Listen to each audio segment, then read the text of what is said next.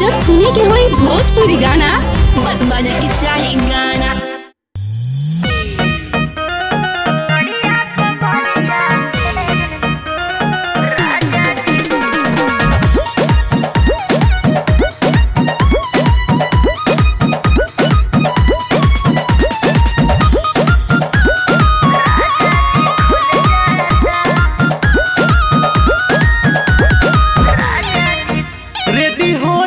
झटपट झार के मंजूरा दोना उल्टी पाला मार के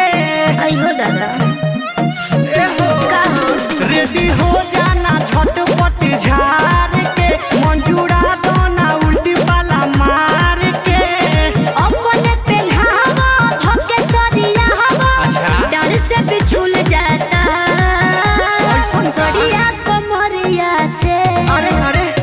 राजा जी खुल जाता जाए दो अरे पानिया झुराइल हो अरे अगवे नु झुल जाता का कहलू सरिया कमरिया राजा जी खुल जाता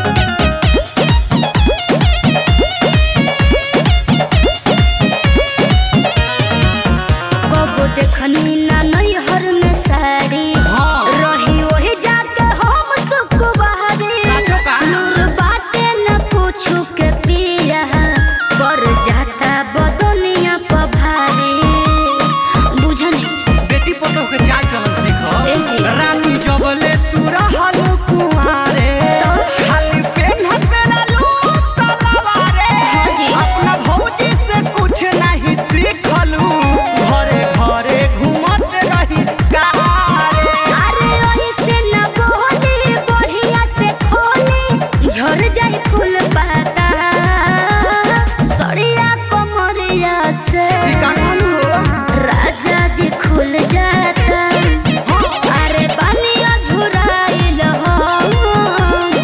अगवे नु झुल जाता अरे संभाल लो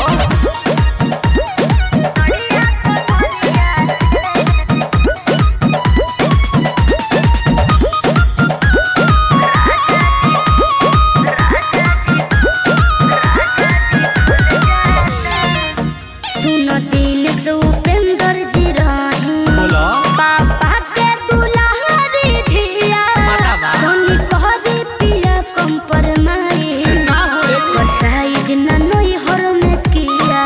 लगलू कोने ए जी। का हो कहने की सुनो सुनत नहीं सुनो कैसे के चुन बैठाई काजी। खुद पता न कैसे लगाई अच्छा। और बेसी के दर्द बा बेसी